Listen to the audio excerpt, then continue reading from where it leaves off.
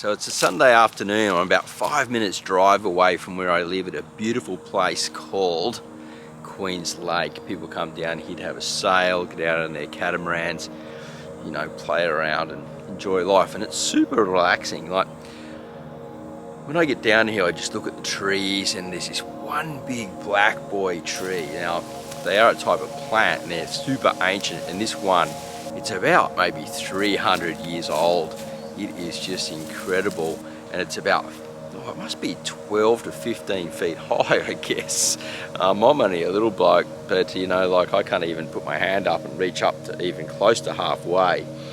And it's just a slow growing ancient tree, and it's just sit there so patiently waiting, just doing what it needs to do. And it's survived bushfires and floods, and it's seen, you know, it's basically probably was a little pup when Captain Cook arrived here in Australia. It's just absolutely mind-boggling.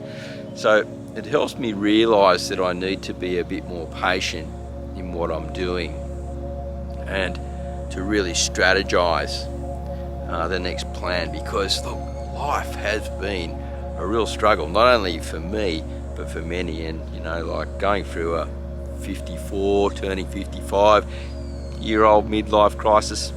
It's not much fun really, but this is a great place to come and reflect and think about it all.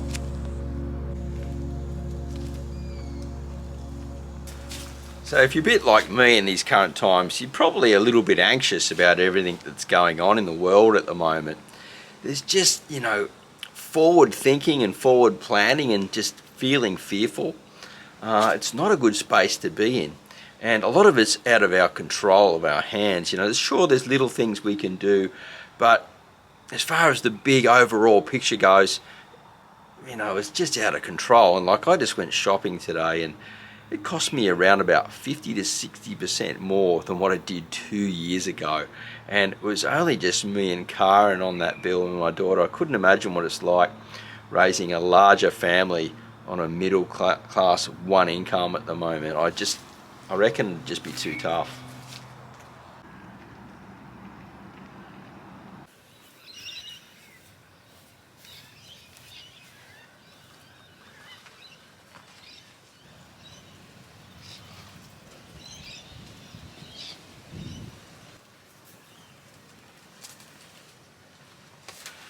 So growing food right now could be possibly just as important as the Great Depression.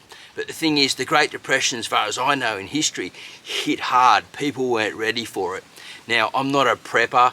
I've never really sort of spoken much about prepping and things like that, but I do believe that we need to create some type of food security. Look, my wallet is hurting, and I know yours is too, and we need to take control of some of our food security.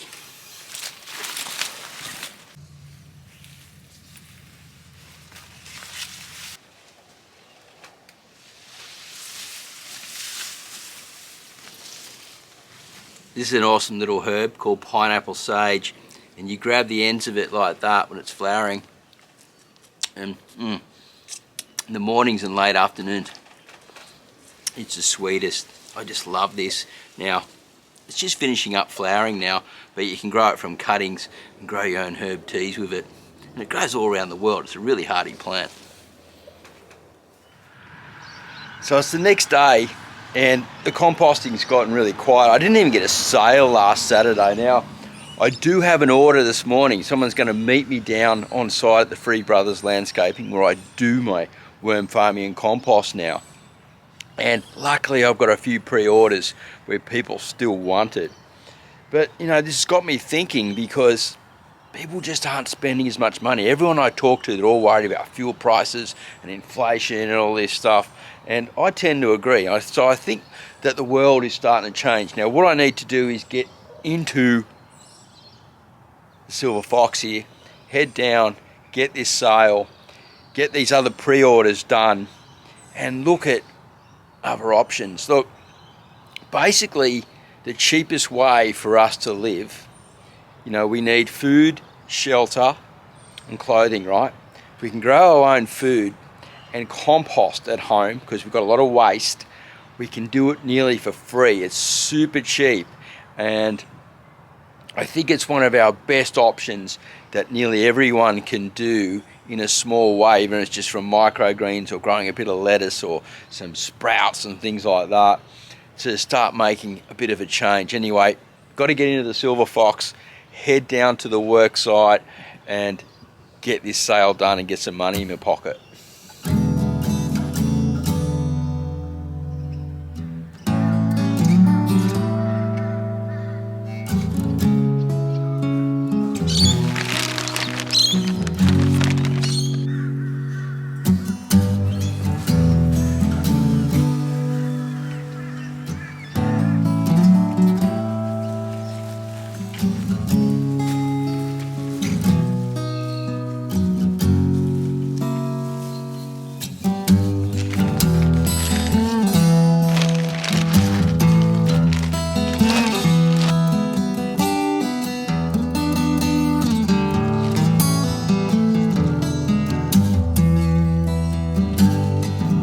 By the river this morning, I went for a walk.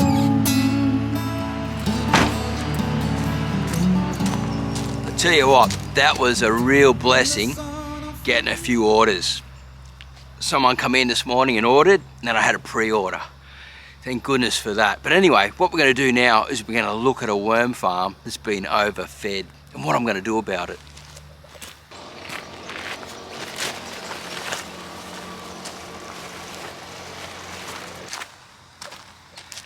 Do you remember the video where I released 1,000 cocoons into a worm farm? Well, if you haven't seen that, check it out now. There'll be a link in the card or at the end of this video. Now what I'm going to do is I'm going to open this lid up and show you what's going on. I got a bit excited and started feeding them a little bit more than I should have, because little baby wisp worms, they're super hungry and they like those carbs, right? They love to get in that sweet sugary food to grow fast. So let's have a look inside, shall we? It's a bit scary.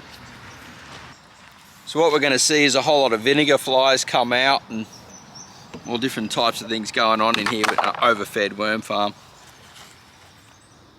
Oh yeah, there's all types of yucky stuff in here. I'll show you with the zoom lens. We'll get in a bit closer. Oh, look at those maggots in there. Wow. That's not good. We'll have to get rid of those, whatever they are, and whatever else is going on in here.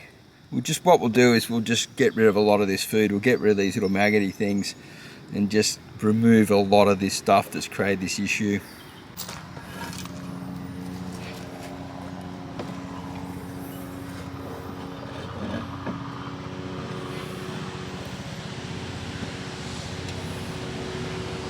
Wow. Don't know where that bigger worm come from. Maybe he come in the bedding. But no, I didn't put any compost bedding in here.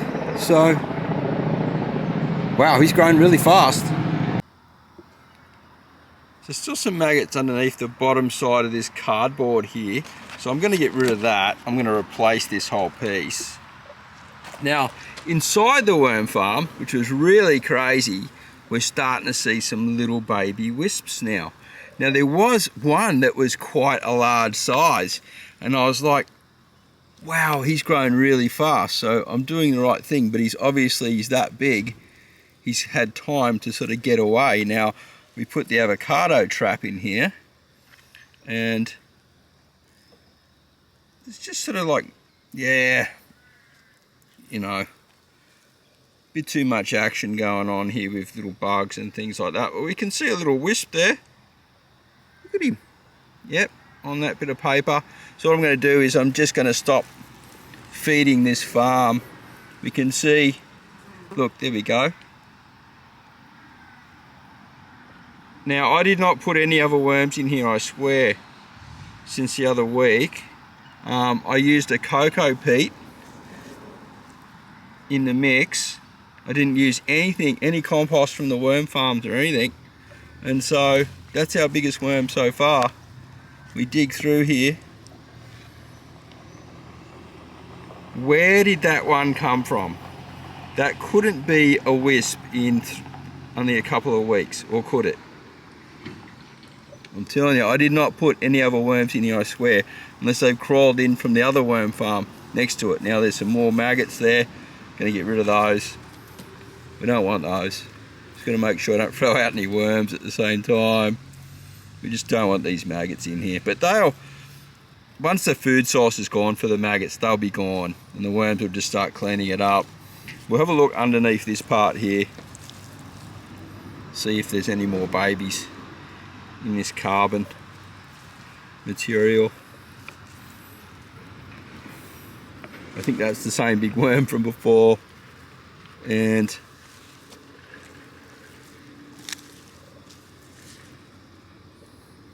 there's another little wisp there. We'll get him and show him to you.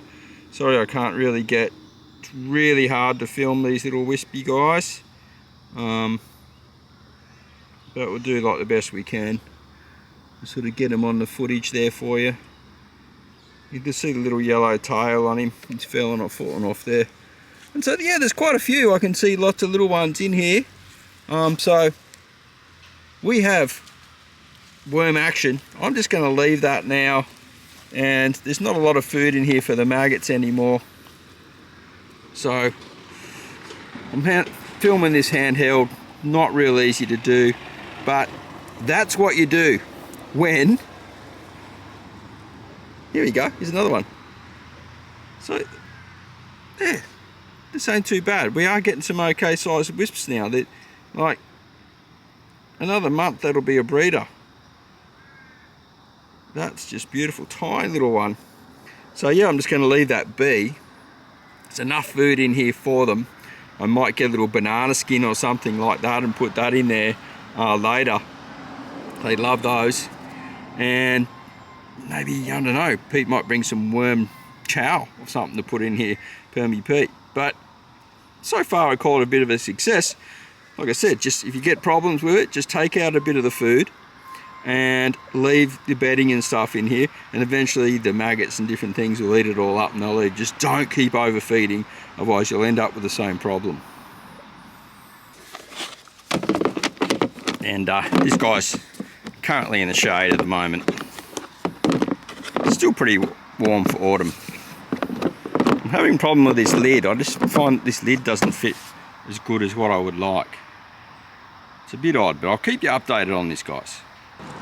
Check this out, my friends. What do you think this is? This is actually a compost tea bag. I've had worm cast in here that come out of my composting system, and I basically just leached it out and just used it all and then threw it on top of a pot plant. And then this morning I was looking at the pot plant to give it a water, and look at that! Little tomato seedlings have popped out of my compost tea bag. How mental is that?